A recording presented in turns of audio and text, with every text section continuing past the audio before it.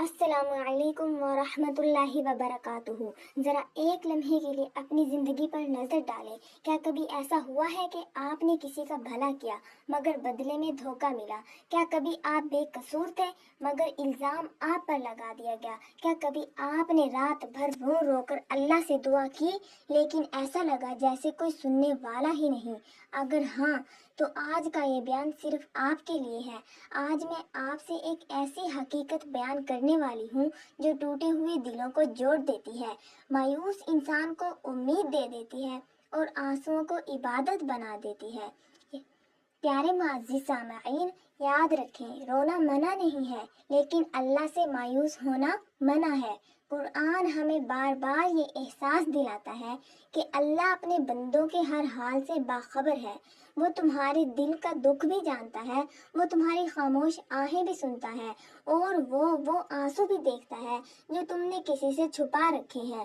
لوگ تمہیں چھوڑ سکتے ہیں، رشتے بدل سکتے ہیں، دوست دھوکہ دے سکتے ہیں، لیکن ایک ذات ایسی ہے جو کبھی اپنے بندے کا ساتھ نہیں چھوڑتی، اور وہ اللہ کی ذات ہے جس کے سامنے نہ کوئی سفارش کی ضرورت ہوتی ہے اور نہ ہی اپنی تکلیف ثابت کرنے کی۔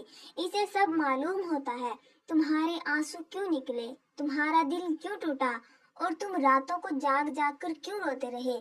کبھی کبھی انسان سوچتا ہے، یا اللہ آخر میرے ساتھ ہی ایسا کیوں ہو رہا ہے؟ لیکن حقیقت یہ ہے کہ ہر آزمائش کے پیچھے اللہ کی کوئی نہ کوئی حکمت ہوتی ہے۔ ہو سکتا ہے جس چیز کو تم مصیبت سمجھ رہے ہو وہی تمہارے لیے جنت کا راستہ بن رہی ہو۔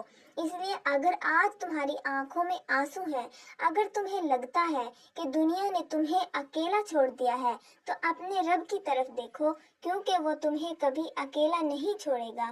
یاد رکھو، رونا مت، اللہ سب دیکھ رہا ہے، اور جب اللہ دیکھ رہا ہو تو پھر انصاف بھی وہی کرے گا، اور اس کا انصاف دنیا کے ہر انصاف سے بہتر ہوتا ہے۔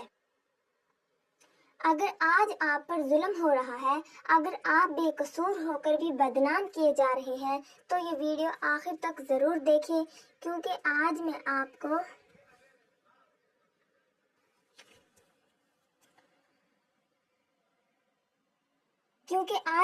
کو تاریخ اسلام کا ایک ایسا واقعہ سنانے والی ہوں جسے سن کر آپ کو یقین ہو جائے گا کہ اللہ کی پکڑ میں دیر ہو سکتی ہے مگر اندھیر کبھی نہیں ہوتا۔ کیا آپ جانتے ہیں، ایک شخص نے نبی کریم صلی اللہ علیہ وسلم کے سامنے حضرت ابوبکر صدیق رضی اللہ تعالیٰ عنہ کو مسلسل برا بھلا کہا، مگر حضرت ابوبکر صدیق رضی اللہ تعالیٰ عنہ خاموش رہے۔ اسی دوران حضرت جبرائیل موجود تھے اور فرشتے ان کا جواب دے رہے تھے، لیکن جیسے ہی حضرت ابوبکر نے خود جواب دینا شروع کیا، حضرت جبرائیل وہاں سے چلے گئے۔ نبی کریم نے فرمایا، جب تک تم خاموش تھے فرشتے تمہاری طرف سے جواب دے رہے تھے، لیکن جب تم نے خود جواب دیا تو شیطان آ گیا، اور میں شیطان کے ساتھ نہیں بیٹھ سکتا۔ ذرا سوچیں، ہم ہر بات کا فوراً بدلہ لینا چاہتے ہیں، لیکن اللہ چاہتا ہے کہ بعض اوقات بندہ صبر کرے، کیونکہ اس کا بدلہ اللہ خود دیتا ہے۔ آج کتنے ہی لوگ راتوں کو روتے ہیں، کسی کی نوکری چلی گئی، کسی کا اپنا گھر چھوٹ گیا، کسی پر جھوٹا الزام لگا اور کسی کی نیکی کا صلہ دھوکہ بنا۔ ایسے وقت میں انسان سوچتا ہے، یا اللہ، کیا تو میری آواز سن بھی رہا ہے؟ سن رہا ہے، بلکہ اس وقت بھی سن رہا ہے جب آپ خاموش تھے۔ قرآن میں اللہ تعالیٰ فرماتا ہے کہ وہ دلوں کے راز تک جانتا ہے۔ اس لیے اگر آج کوئی آپ کے ساتھ زیادتی کر رہا ہے تو یاد رکھیں، ظالم کی طاقت وقتی ہوتی ہے، لیکن اللہ کا انصاف ہمیشہ کے لیے ہوتا ہے۔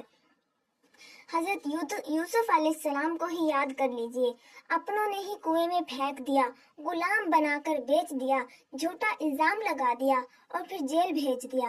اگر صرف دنیاوی نظر سے دیکھیں تو لگتا ہے کہ ہر طرف اندھیرا ہی اندھیرا ہے، لیکن اللہ نے اسی قیدی کو مصر کا خزانہ سونپ دیا۔ جنہوں نے ظلم کیا تھا وہی ایک دن ان کے سامنے جھکے کھڑے تھے، اور یہی اللہ کا انصاف تھا، اور اللہ نے یوسف علیہ السلام کو مصر کا बर्बादिया बना दिया था। अगर आज आप भी किसी आजमाइश में हैं तो एक बात हमेशा याद रखें, अल्लाह की अदालत में ना कोई सिफारिश चलेगी, ना कोई ताकत, ना कोई ताल्लुक। वहाँ सिर्फ हक का फैसला होगा। इसलिए रोना है तो अल्लाह के सामने रोइए, क्योंकि दुनिया सिर्फ आंसू देखती है, अल्लाह आंसुओं के पीछे छुपा हुआ दर्द भी जानता है। और याद रखें, अल्लाह सब देख रहा है, आपका सब्र भी और जालिम का जुल्म भी।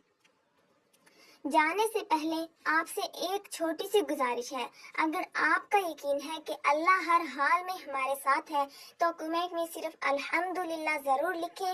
वीडियो को लाइक कर दें, चैनल को सब्सक्राइब करें और इसी पैगाम को अपने अजीज़ों तक ज़रूर पहुँचाएं और बेल आइकन के बटन को दबा दें ताकि हमारी आने वाली